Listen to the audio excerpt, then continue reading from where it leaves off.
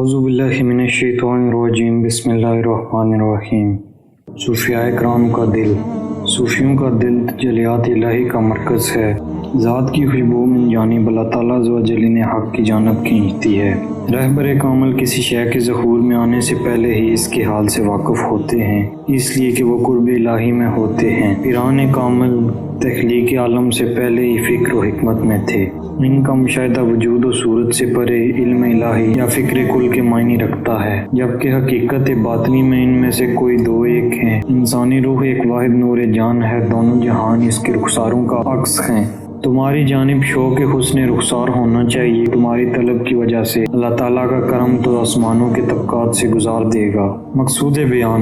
مولانا محمد جلال الدین رومی رحمۃ اللہ بیان کرتے ہیں کہ اللہ تعالیٰ عز و جل کے جو نیک بندے ہوتے ہیں، ان کے دل نورانیت سے بھرپور ہوتے ہیں اور ان کی ذات عوام الناس کے لیے باعث رحمت ہوتی ہے۔